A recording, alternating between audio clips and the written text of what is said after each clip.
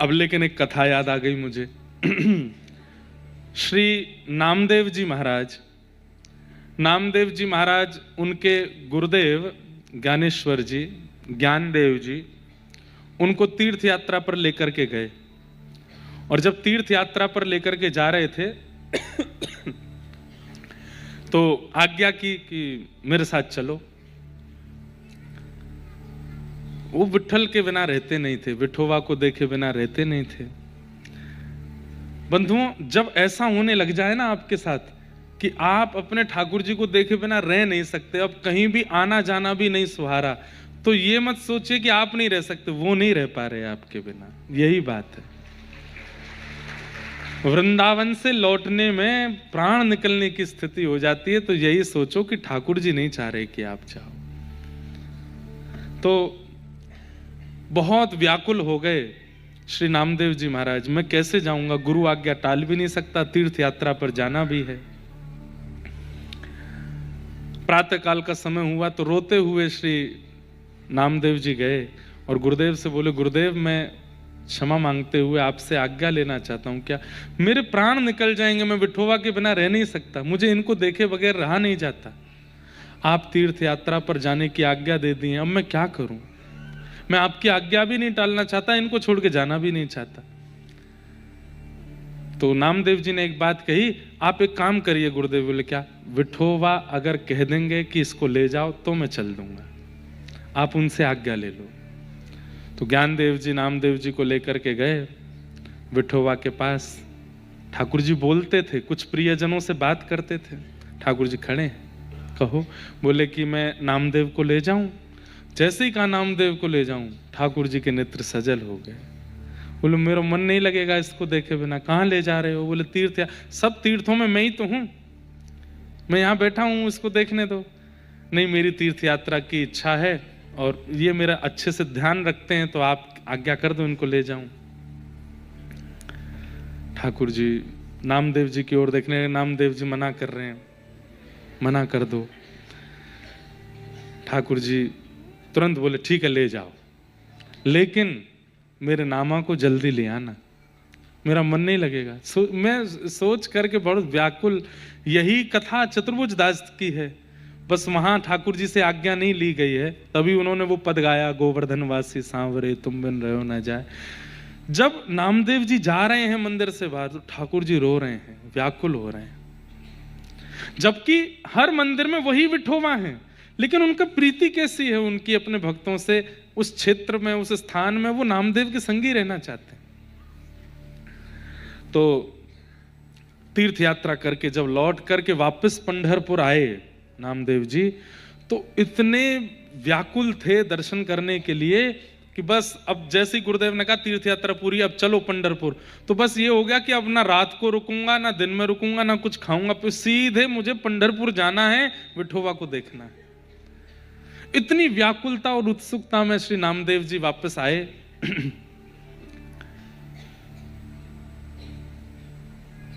लौट करके जैसे पंढरपुर आए तो पंढरपुर में प्रवेश करते ही वो पादुका उतार देते थे, परिक्रमा करके मंदिर में जाते थे, तो पादुका उतार के अपने स्वाफी में बांध करके कमर पे बांध ली।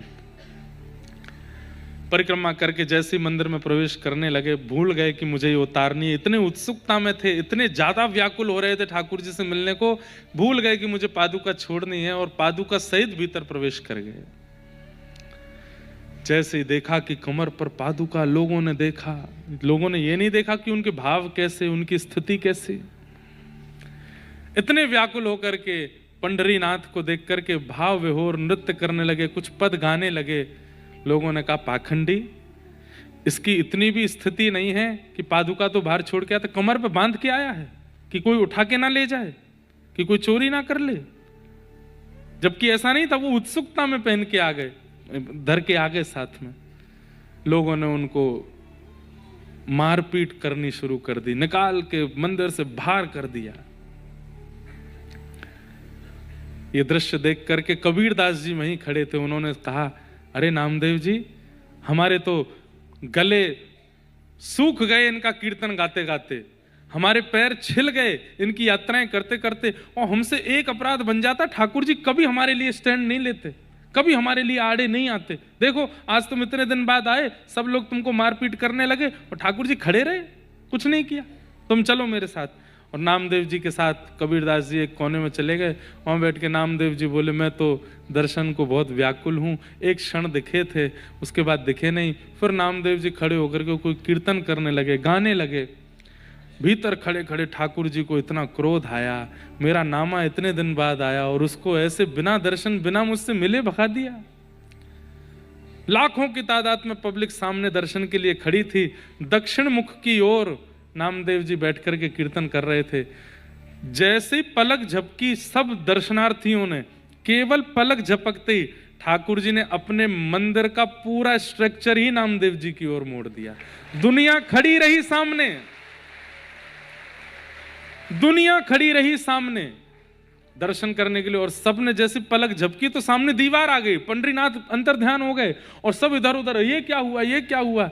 तभी देखा कि जहां नामदेव जी बैठ करके कीर्तन कर रहे थे, ठीक उनके सामने श्री पंडरीनाथ खड़े होके, नामदेव और पंडरीनाथ जी बीच में कोई नहीं, बस दर्शन कर रहे हैं। ऐसे श्री नामदेव जी। आज भी पंडरीनाथ जी का मंदिर उसी दिशा में दक्षिण मुखी है, जबकि दक्षिण मुखी मंदिर कम होते हैं, पर नामदेव जी वहां बैठे थे इसलिए ठाकुर जी ने अपने मंदिर का मुख ही बदल दिया।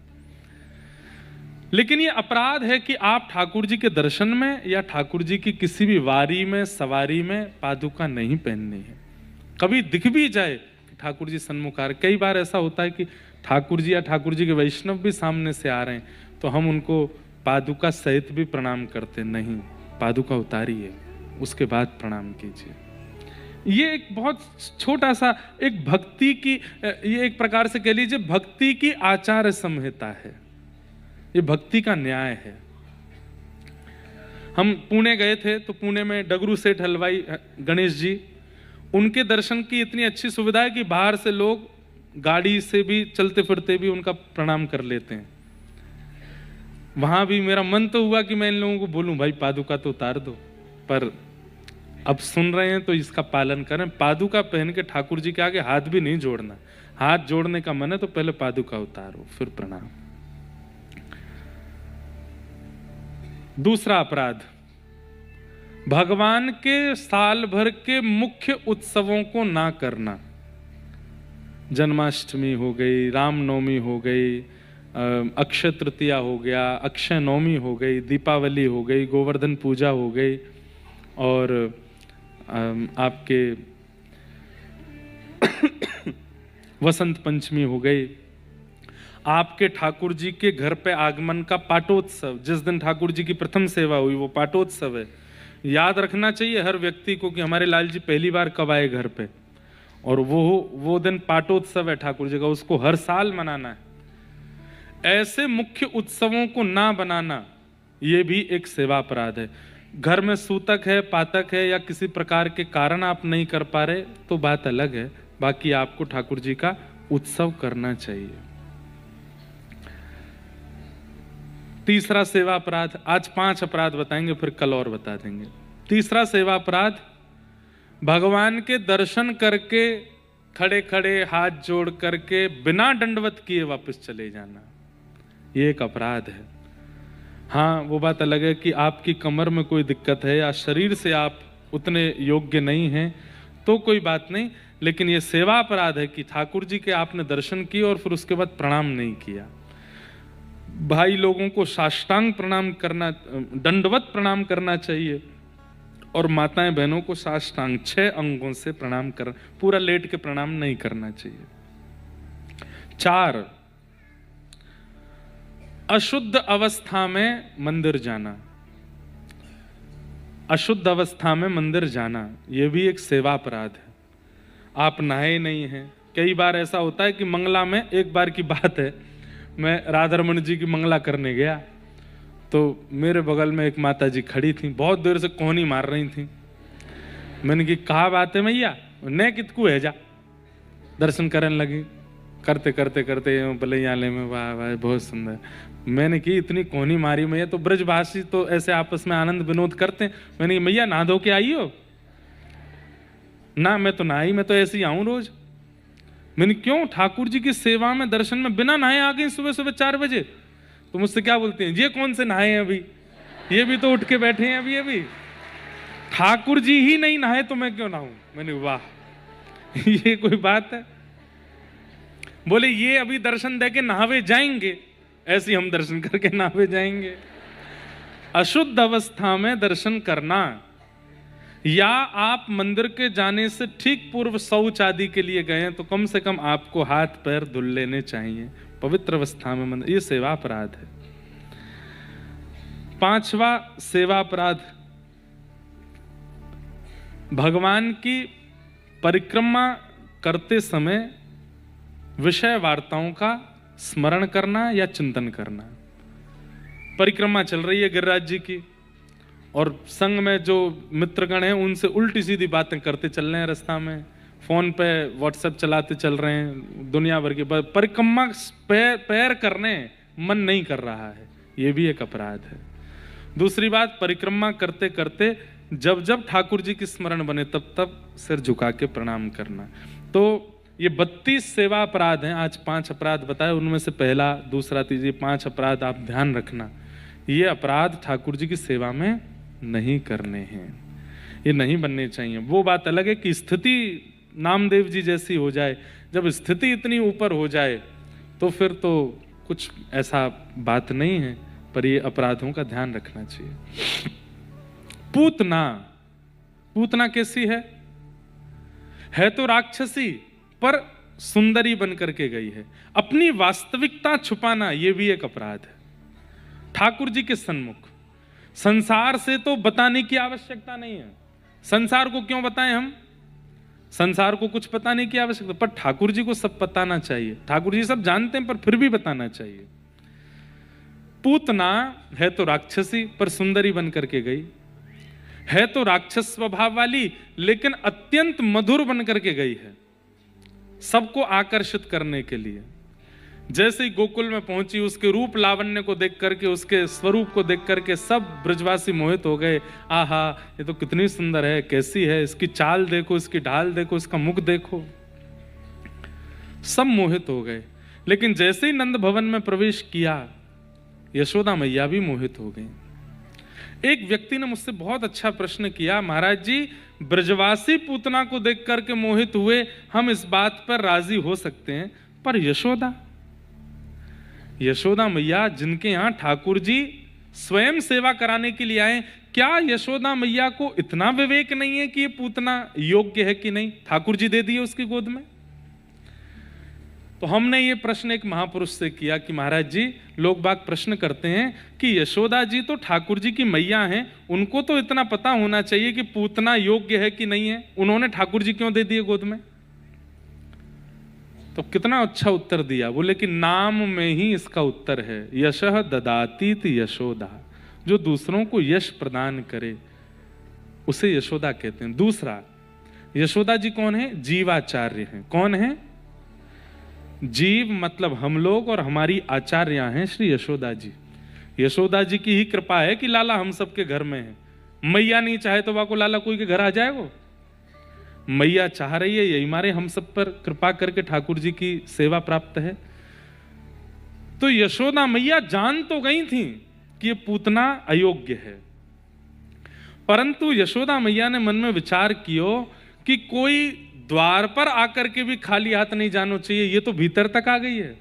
ठाकुर जी के इतने समीप आने के बाद भी अगर ठाकुर जी का अनुग्रह इसके ऊपर नहीं हुआ तो लोग बागों का भगवत कृपा और भगवत अनुग्रह से विश्वास उठ जाएगा।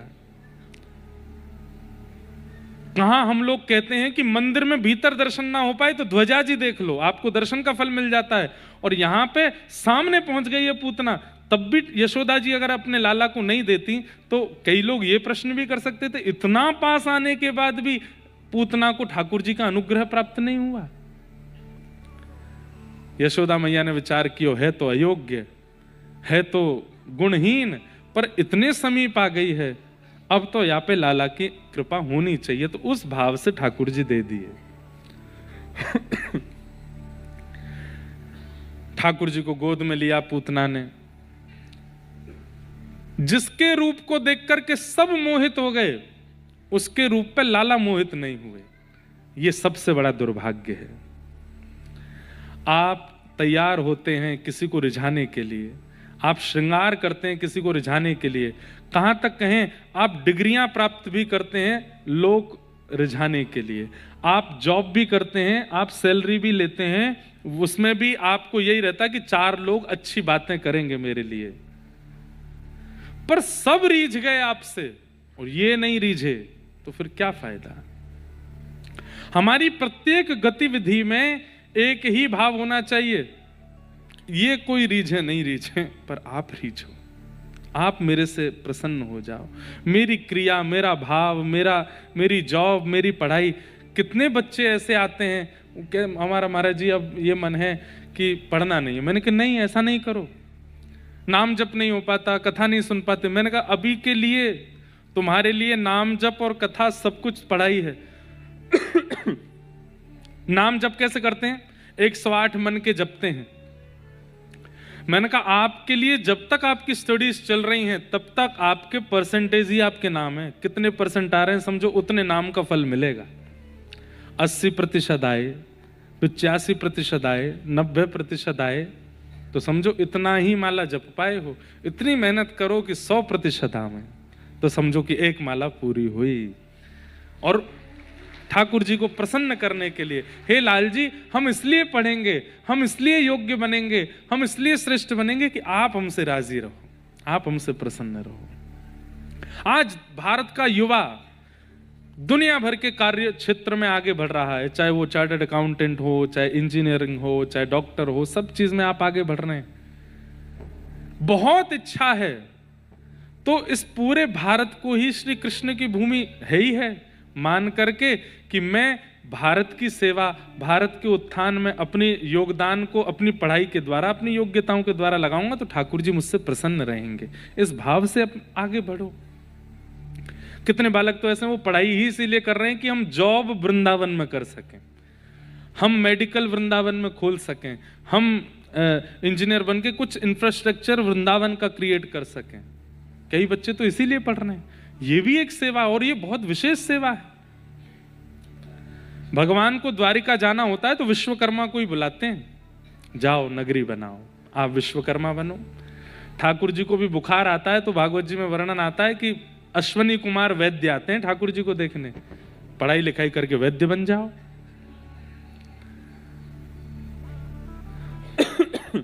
ठाकुर जी के ऊपर इतने चढ़ावे मंदिरों में आते हैं तो ठाकुर जी नरसिंह मेहता को ही अपना अकाउंटेंट बनाते हैं। गजराज तारो तेने आवने को, जावने को, खावने पकावने को, मीराबाई तारी है। नरसिंह मेहता को तारो वहीवार सवारने को, वेदन सुनावने को जयदेव तारो है। सबको ठाकुर जी किस लिए तार रहे हैं? उनकी योग्यता से ठाकुर जी अपनी सेवा ही करा रहे हैं। इसलिए योग्य भी इसलिए बनो कि हम ठाकुर जी की सेवा कर सकें। तो पूतना सुंदरी बनकर के आई है, अच्छे वस्त्र पहन के आई है, पर उसके मन में भाव है कि गोकुलवासी मेरे वस्त्र और रूप पर रीझ करके मुझे रोके टोके ना। एक बार भी ये नहीं सोचा कि ठाकुर जी मुझसे रीझ हैं। और वही हुआ, सब रीझ गए, सब देख करके लट्टू हो गए। लेकिन जैसे ही ठाकुर जी के समीप गई, ठाकुर जी ने अपने दोनों भुजा नेत्र पर रख ली। इससे बड़ा दुर्भाग्य और क्या होगा कि जगत आपको देखे लेकिन ठाकुर जी मुंह फेर लें। इससे बड़ा दुर्भाग्य क्या है? इससे बड़ा दुर्भाग्य क्या कि ठाकुर जी नेत्र फेर लें। पूतना के सामने भगवान ने नेत्र बंद कर लिए और जैसे ही पयोधर भगवान के मुख में दिया, पहले भगवान ने विष को पिया, रसतत्वों को पिया। प्राणी समम रोष समन्वितो पिबत, जैसे उसके प्राण पीने प्रारंभ किए। सुबोधनी में श्री वल्लभाचार्य जी महाराज कहते हैं भगवान पूतना के प्राण नहीं पी रहे हैं, ठाकुर जी पूतना के प्राणों का पान नहीं कर। इतनी पवित्र है क्या पूतना की उसके प्राण पिएंगे? तो भगवान की खोज करते करते पूतना असंख्य बालकों को मारती हुई आई है। 10 दिन के भीतर जितने बालकों ने जन्म लिया व्रजमंडल में, सबके घर गई है पूतना। और उसके रूप स्वरूप को देख के किसी ने उसको रोका नहीं। बालकों को खिलाने की भावना से गोद में लेती, अपने विषैले पयोधर को पिलाती, बालक मर जाते। असंख्य बालकों को मारती हुई पूतना आई है। जहां नंदोत्सव 6 महीने तक मनता रहा, 6वें दिन पूतना आ गई तो फिर इतना, ये तो मातम हो गया होगा पूरे ब्रजमंडल में, इतने बालक मर गए। ठाकुर जी ने मन में विचार किया, मेरा प्रादुर्भाव मंगल देव तक होता है, अमंगल नहीं, और मेरे प्रादुर्भाव के 6 दिन बाद ही इतने बालक मर गए। तो भगवान ने पूतना के पयोधर से उन सब बालकों के प्राणों को पी करके पुनः उनको जीवित कर दिया। थोड़ी देर के लिए जैसे मानो अनकॉन्शियस होकर के वो बालक खांस करके पुनः जीवित हो गए। उन सबके प्राण ठाकुर जी ने पूतना के भीतर से निकाले। प्राणै समम रोष समन्वितो पिबत। और जैसे ही प्राण पीने शुरू किए, अंत में पूतना के भीतर जब कुछ बचा ही नहीं है, तब सामुंच मुंचाल मति प्रभाषिणी, भयंकर रूप धारण कर लिया पूतना ने, और ठाकुर जी को पकड़ के बोलती है, अरे लाला छोड़, अरे बालक छोड़। लेकिन ठाकुर जी ने पूतना के गाढ़म कराभ्याम भगवान प्रपीड्यतत, इतने गाढ़ करके ठाकुर जी उसके पयोधर का पान कर रहे हैं कि पूतना पूर्ण बल लगा रही है, तब भी ठाकुर जी नहीं छोड़ रहे। हमारे आचार्य चरण कहते हैं, ठाकुर जी की पकड़ कितनी मजबूत है। ये तो अधम पूतना है, स्वयं चाहती है तो ठाकुर जी दूर नहीं हो रहे। हम तो सब भक्त हैं, हम अगर एक बार ठाकुर जी को पकड़ लेंगे तो ठाकुर जी हमें कैसे छोड़ेंगे, हम चाह के भी नहीं छोड़ पाएंगे। बस ठाकुर जी पकड़ लें, उनकी पकड़ में आते नहीं है हम, और जाकू पकड़ लें फिर ठिकाने लगा के छोड़ें, फिर ना छोड़ें वाकू। आहा, पूतना का विशाल रूप हो गया, भगवान ने उसके प्राणों को पी करके उसका वध कर दिया। विशाल पूतना गिर पड़ी, ब्रजवासी सब दौड़े, जोर की आवाज आई, देखा विशाल पूतना पड़ी है, उसके पयोधर पर ठाकुर जी पौड़े हैं। ऊपर चढ़ करके ठाकुर जी को लाए और लेकर के सबसे पहले गौशाला गए। अच्छा, एक बात कितनी सुंदर है, वास्तव में ये पूतना लीला से कहीं ना कहीं ऐसा नहीं लगा कि भगवान ने पूतना पर ही कृपा की, पर नहीं, ठाकुर जी एक साथ बहुत सारी लीला करते हैं, उसको समझाने के लिए एक आचार्य की आवश्यकता है। 6 दिन हो गए ठाकुर जी को जन्मे, यशोदा मैया ने मुख देख लियो, नंद बाबा ने मुख देख लियो, कछु ब्रजवासी ने मुख देख लियो, और कभी कभी यशोदा मैया ऐसे अटारी पे आ जाती हैं और अटारी पे आके लाला को ऐसे दिखा दें तो सब ब्रजवासी भी देख लेते हैं। 6 दिन बाद गौशाला में बैठी गैया रोन लगी। बोले सब जगह बस अफवाह फैला रखी है कि गौ ब्राह्मण हिताय मेरो जन्म भयो। कैसे? ब्राह्मणन को दर्शन दे दियो, ब्रजवासी को दर्शन, और हम गैया 6 दिन आते यहाँ बैठी हैं, हमको तो दर्शन दियो नहीं आपने।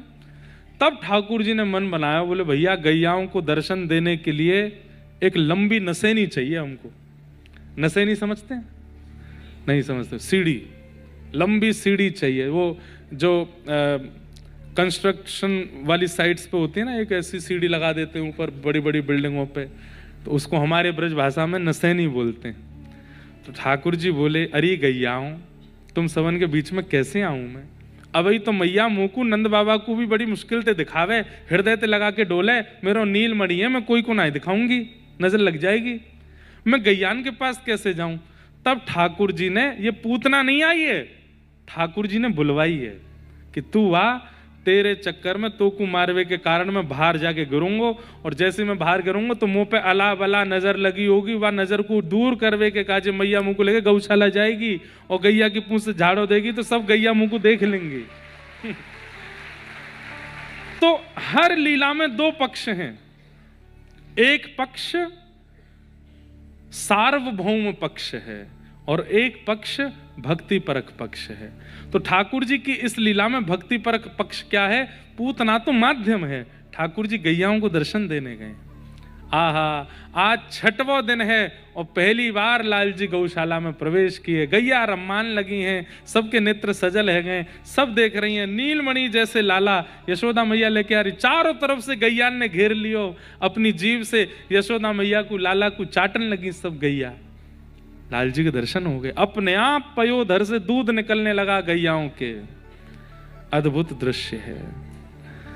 यशोदा मैया ने गैयान को पूजन कियो और बोली मैं तो भूल ही गई, 6 दिन है गए, यही मारे पूतना आई, नंद बाबा पूजन कर गए, मैं पूजन कर गई, पर लाला अभी तक गैयान के सन्मुख नहीं आयो। अब लाला के नैने नैने हाथन से गैयान को पूजन कराओ और गैया की पूंछ से ठाकुर जी को झाड़ो दियो। गौमूत्रेण स्नापित्वा पुनर्गौरज सार्वकम को झाड़ा दिया। गैया भगवान की वैद्य है, उस गैया को नित्य प्रणाम। मैं तो एक बात कथा में कहता हूं, कई लोग गौशाला जाते हैं और गौ गोबर और गौमूत्र से ऐसे करने लगते हैं, तो जब वे लोग मंदिर जाते हैं ना, ठाकुर जी भी यूं करते हैं। जैसे गैया के पास जाते तो गैया कभी कभी मुंह आगे करे, थोड़ा ऐसे, तो डर जाता हूं आप खिलाओ। ऐसे आप भी जब ठाकुर जी के पास जाते हो तो ठाकुर जी भी यशोदा में मैया मैया जाते, डर लगे मैया के पास जाओ। मेरी गैया ते तो को भय लगे तो तोते मुंह को भय लगे। गैया लगे हाँ अति प्यारी, जग पालन हारी, गैया लगे। भैया ये भी एक प्रमाण है कि आपको गौ के प्रति जीव की दृष्टि नहीं है, आपको गौ के प्रति जानवर की भावना नहीं है।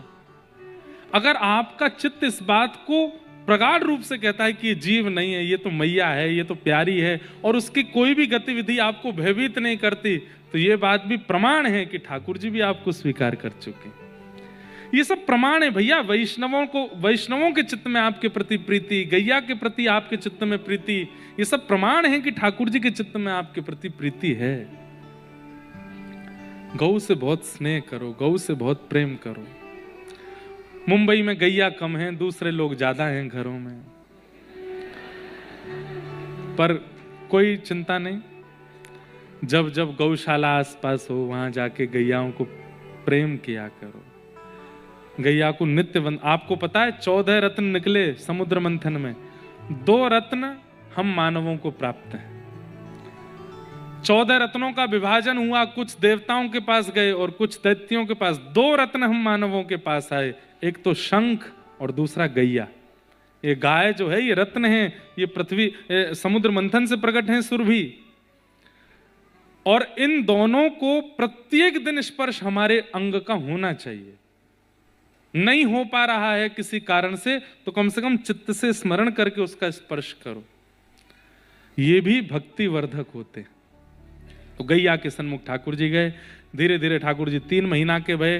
पहली बार ठाकुर जी ने करवट लई सो महाराज मैया ने उत्सव कियो, झरा भंडारा कियो, मेरे लाला ने आज करवट लियो है।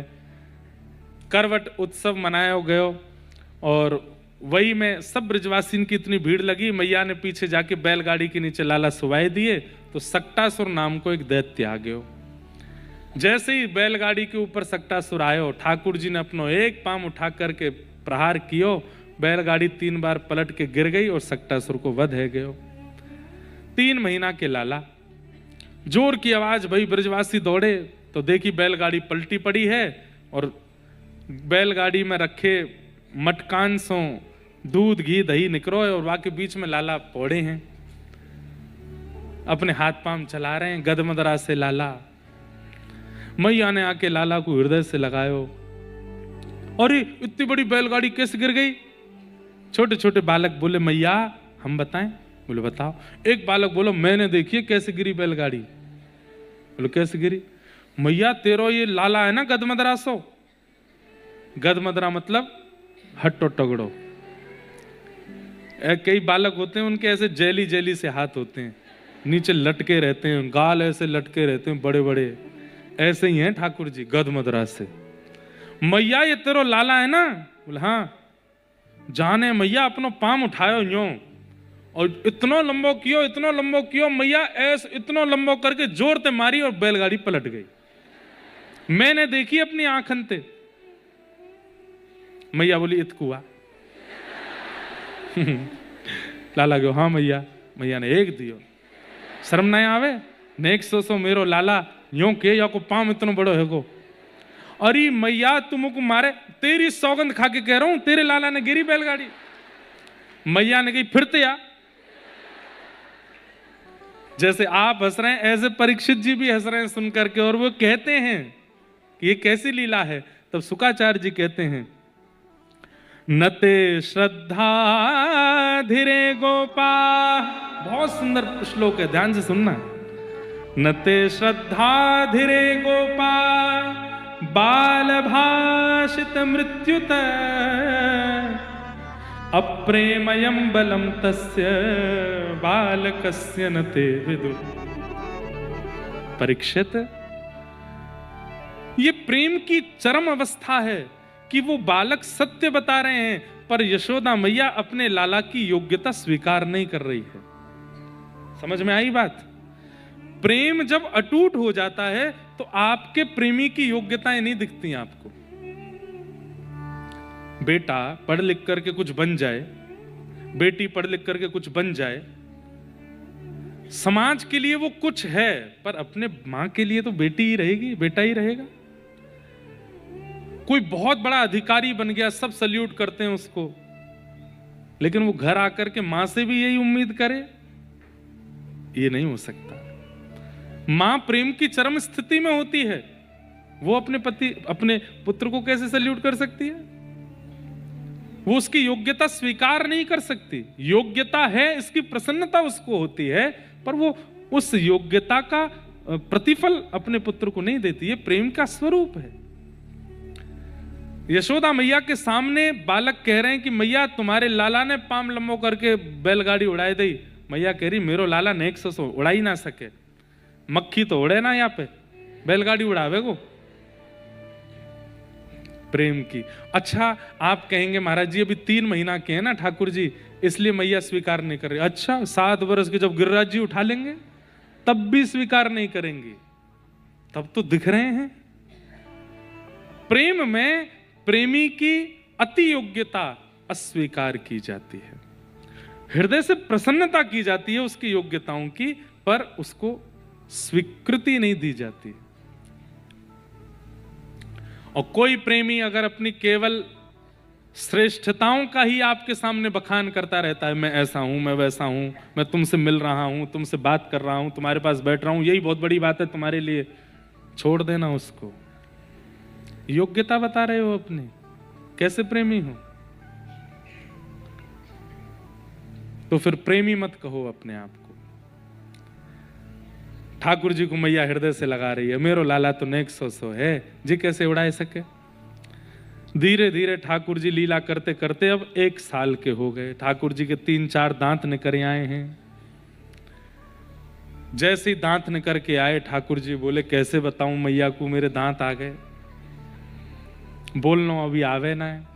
बगल में दाऊ दादा बैठे, ठाकुर जी ने दाऊ दादा को हाथ पकड़ो, थोड़ी देर ऐसे खेलते खेलते, दोनों पे ही चलनो ना आवे, छोटे छोटे हैं, और दाऊ दादा को हाथ पकड़ के मुख में लेके जोरते काट गए। जैसे ही काटे महाराज दाऊ दादा चिल्लाए, जोर जोर से रोने लगे। रोहिणी मैया दौड़ी दौड़ी आई, यशोदा मैया दौड़ी दौड़ी आई। दाऊ दादा थोड़ा थोड़ा तोतलो बोलनो जाने, लाला ना बोले अभी। मैया मैया मैया मैया दौड़ी, कहाँ भयो? मोटे मोटे आंसू दाऊ दादा के निकले। मैया देख, मैया ने देखी कैसे 2 गड्ढा है गए, लाला ने काट लियो। अब जैसे सुनी लाला ने काट लियो, डांटनो तो दूर की बात, फटकारनो तो दूर की बात, मैया के तो आंखन में आंसू आ गए। मेरे लाला के दांत नहीं करी आए। अच्छा होठ ऊपर करके देखा, ओहो बलैया लेवे मैया, अरे मेरे लाला के दांत नहीं करी आए। दाऊ दादा बोले बहुत बढ़िया, यहाँ मुंह काट को, यहाँ बलैया ले जा रही है या की। अब तो महाराज मैया दौड़ करके गई, जाकर के नंद बाबा को बुलाए के लाई। रोहिणी मैया आई हैं, सब ब्रजवासी, अरे मेरे लाला के दांत निकल आए। सब लोग आकर के ठाकुर जी के दांतन ने देख रहे हैं, कैसे सुंदर मोती जैसे दांत। कोई तो आकर के ठाकुर जी के मुंह में हाथ, लाला ने काट के दिखाइयो कैसे लगे। एक अद्भुत अतुलनीय अवर्णनीय प्रेम है ठाकुर जी के प्रति सबका। ऐसा छोटे बालक के प्रति प्रेम होता ही है, पर आप सोचिए, छोटे बालक को देख के आपको जितना प्रेम होता है, उस प्रेम की अथावस्था पार है ब्रजवासियों की ठाकुर जी के प्रति। हमारे राधा रमन लाल जी की आज भी दतुइयां दिखती हैं।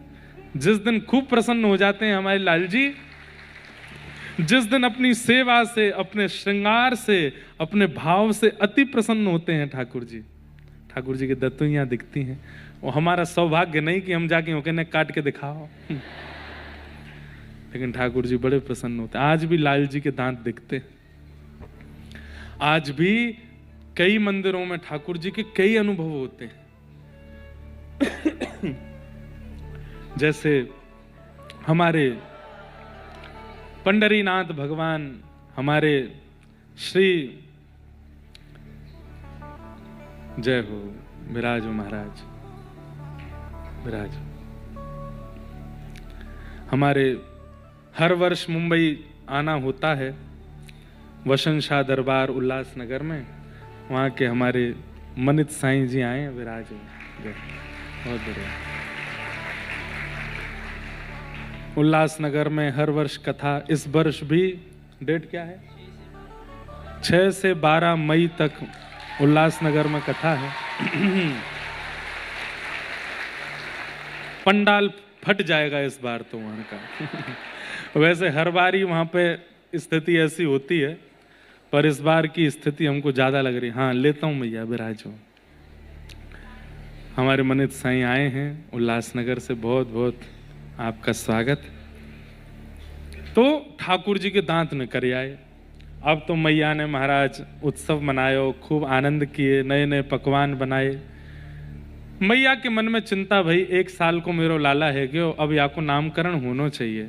और श्री गर्गाचार्य जी महाराज, वैसे तो कुल पुरोहित सांडिल्य मुनि हैं, लेकिन सांडिल्य मुनि आए नहीं, तो श्री गर्गाचार्य जी महाराज लाला को नामकरण करवे के काजे आए।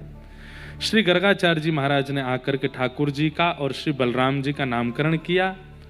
अयम ही रोहिणी पुत्रो रमयन सुहृदो गुणै आख्यास्यते राम इति बलाधिक्याद बलम विदु। बल की अधिकता होने के कारण, वैसे तो इनका नाम मैं राम रखता हूं, पर सब इनको बलराम कह करके बुलाएंगे। बोलो बलराम जी महाराज की। संकर्षण आदि और भी कई इनके नाम होंगे। छोटे लाला का नामकरण करते हुए श्री गर्गाचार्य जी बोले, इनके तो अनेक नाम हैं, जितने गुण जितनी लीला उतने इनके नाम हैं, परंतु फिर भी क्योंकि शुक्ले रक्तस तथा पीत इदानिम कृष्णताम गतः, कभी ये शुक्ल वर्ण के हुए हैं, कभी पीत वर्ण के हुए हैं, इस बार ये कृष्ण वर्ण के हैं, इसलिए मैं इनका नाम कृष्ण रखता हूं। ठाकुर जी का नाम कृष्ण रखा गया। बोलो बाल कृष्ण लाल। हमारा जीवन है ये नाम, हमारा सर्वस्व है ये नाम, हमारा प्राण है ये नाम। ठाकुर जी का नाम कृष्ण रखा गया। कृष्ण, इस शब्द का उच्चारण कई लोग शुद्ध नहीं करते, क्योंकि शुद्ध कर लेंगे तो फिर भगवत प्राप्ति हो जाएगी। इसलिए सब लोग इस नाम को, कोई किशन बोलता है, कोई कृष्ण बोलता है, कोई कुछ बोलता है, पर मूल रूप से कृष्ण, इदानिम कृष्णताम गतः, भगवान का नाम कृष्ण रखा गया। धीरे धीरे अब ठाकुर जी नेक नेक बड़े है रहे हैं। अब ठाकुर जी बोलना तो जानते नहीं, पर मुख से कुछ ना कुछ स्वर निकालते हैं, कुछ ना कुछ आऊ आऊ जैसा करते रहते हैं, गाते रहते हैं। थोड़ा थोड़ा चलनों भी सीख गए हैं। यशोदा मैया लाल जी के चरणन में नूपुर पहना दे, आहा, ऐसी छम छम करके ठाकुर जी दौड़ते हैं। एक जगह वर्णन आता है अष्ट सखाओं की वार्ता में कि प्रथम जन्माष्टमी जब हुई ठाकुर जी की, 1 साल के जब लाला भये, तब यशोदा मैया ने लाल जी को क्षुद्र घंटे का पहनाई। छोटी छोटी घंटी हैं, ऐसी कौंधनी पहनाई है मैया ने। कौंधनी जानते हैं? कमरबंद, ऐसी कौंधनी पहना, वहां में छोटी छोटी घंटी हैं। क्यों? बोले लाला जब सो के उठे, सो घंटी बज जाए, सो मैया आ जाए, अरे मेरो लाला उठ गए हो। कहीं भी ठाकुर जी जा रहे हैं नंद भवन में, सो मैया को क्षुद्र घंटी का अंत ही पता चल जाए कहां गए हो। और एक बड़ी सुंदर लीला, क्या जब मैया यमुना जल भरवे के काजे जावे सो लाला सबसे ज्यादा रोमे, मैं जाऊंगा संग में, मोह लेके चलो, जमीन में गिर जावे पटक पटक के रोमे, मैं जाऊंगा जमुना जी जानो। तो मैया अपने संग गोद में लेके जावे। अब लाल जी थोड़ो थोड़ो चलनो सीख गए, तो मैया के पीछे पीछे चले चुनरी पकड़ करके, मैया मटकी लेके चले आगे। लेकिन गोपियां इतनी चतुर हैं, ये सब अपने अपने द्वार पे अपनी अपनी खिड़कियों पे खड़ी हो जाती हैं और लाला को अपने पास बुला में, लाला यहाँ पे आ जा।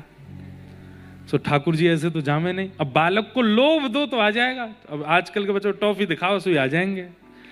ऐसे ठाकुर जी को लोभ कैसे देती हैं, गोपियां अपने हाथ में मक्खन ले लेती हैं और मक्खन को खूब सुंदर से ऐसे सजा के, वहाँ पे मिश्री ने सजाए के बढ़िया सुंदर से दिखे, थोड़े वहाँ पे केसर आदि लगा के प्रतीक्षा करें कब यशोदा मैया निकलेगी। सब लोग इधर देखो, लाल जी अभी आए नहीं है, देखो जैसे ही यशोदा मैया निकले सब गोपियां खड़ी है जाएं, मैया के निकलते ही अपना हाथ आगे कर दें, सो लाला की दृष्टि पड़े, मुंह में पानी आ जाए, मक्खन सोई मैया की चुनरी छोड़ दें, वहां को चले जाएं। और जैसे ही गोपी के पास जामे, गोपी अपने घर में लेके कमरा भीतर से बंद चटकनी लगा दे और लाला को बैठा ले। ठाकुर जी तो वह मक्खन को ही ढूंढ रहे हैं, कहाँ है। गोपी मक्खन धर दे कटोरी में, अब के लाला बड़ी मुश्किल से हाथ पड़ो है, खाएगो? बोले हाँ, पहले नाच के दिखा। सो ठाकुर जी नाचे, बोले अब बंदर की तरह करके दिखा, अब मेरी गोद में आ जा, मेरा आलिंगन कर ले, मेरे हृदय से लग जा, मेरे गाल को स्पर्श कर, मेरी नाक को कर, मेरी आंख को कर, मेरे हृदय को कर। ऐसे ठाकुर जी को वही तो रसखान कह रहे हैं, छछिया भरी ताही अहीर की छोहरिया, छछिया भरी छाछ पे नाच नचायो।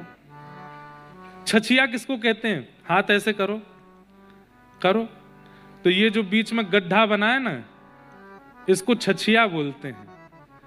बोले इतने छाछ पे ठाकुर जी नाच जाते हैं गोपियों के आगे, केवल इतनी सी छाछ पे।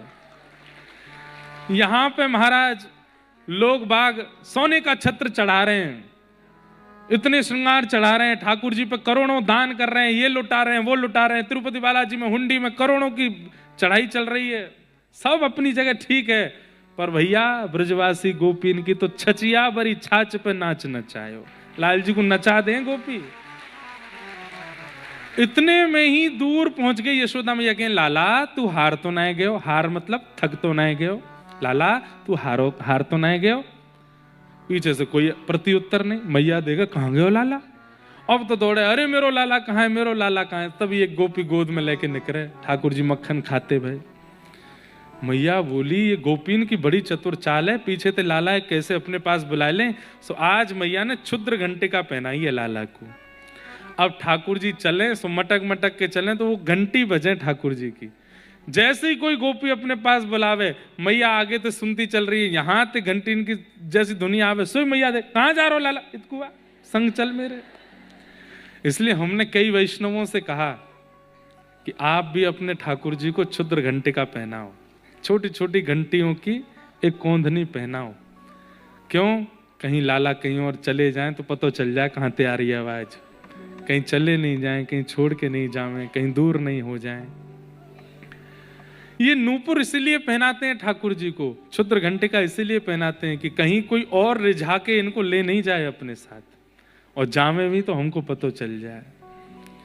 ऐसे ठाकुर जी की मधुर स्थिति है, मधुर भाव है। धीरे धीरे ठाकुर जी ने और बड़े भय। अब नंद बाबा कहें अपनी गोद में लेके, लाला तू कब बोलेगो? नहीं कि एक बार बोलते बाबा, ठाकुर जी नहीं बोले। फिर यशोदा मैया के, ये तो मेरो नाम बोलेगो, मैं पूरे दिन यहाँ कुछ संभालू। लाला बोल मैया, ठाकुर जी नहीं बोले। तुम बोल रहे हो, ठाकुर जी ना बोल रहे।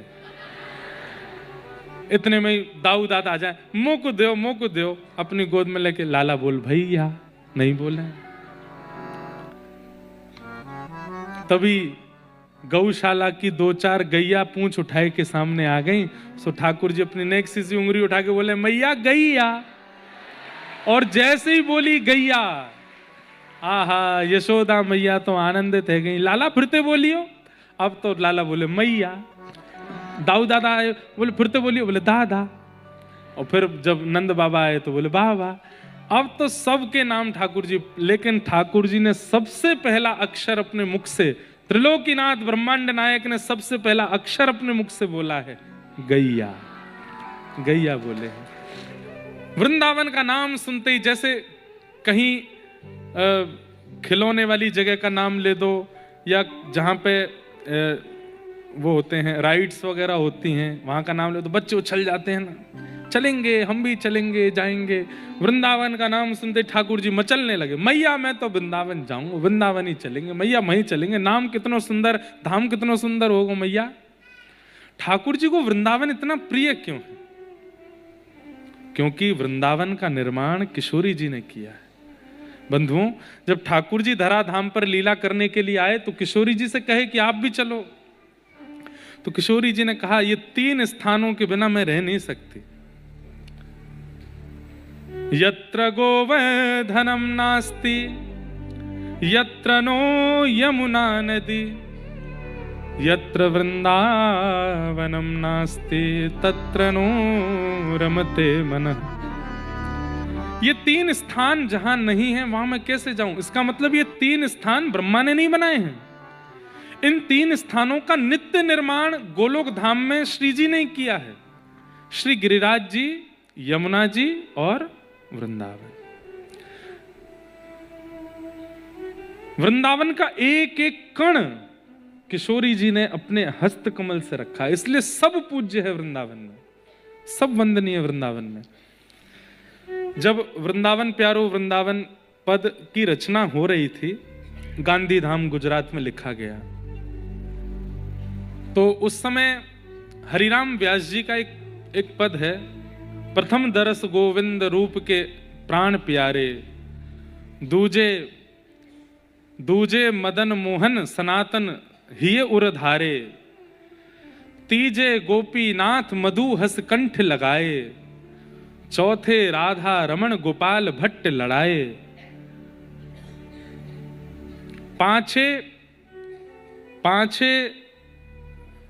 मेरे को स्मरण में नहीं आगे की पंक्ति, 5 राधा वल्लभ जी, 6 युगल किशोर जी और 7वें कुंज बिहारी। तो ये पंक्ति में पढ़ रहा था, वहां वृंदावन रसामृत पर कथा होनी थी, 3-4 साल हो गए, 3 साल हो गए होंगे। और तब मन में भाव आया कि ये पद कितना सुंदर है, इसका विस्तार किया जाए, इसको विस्तार से लिखा जाए। कैसे लिखें? तब फिर से हरिराम व्यास जी का एक पद सामने आया, वृंदावन की शोभा निरखत मेरे नैन से रात वृंदावन। वहां प्यारो नहीं है, वृंदावन की शोभा निरखत मेरे नैन से रात वृंदावन वृंदावन, ऐसे था। तब मैंने भाव रखा, मैंने किया अब इसी को लेते हैं कुछ। और तब श्री राधा रस सुधा निधि जी का एक श्लोक है, और उस श्लोक में यह वर्णन है कि वृंदावन की एक एक गली, एक एक कोना, एक एक चौराया, एक एक कण किशोरी जी ने अपने हाथ से रचना की है। तब ये भाव आया और शब्द निकले,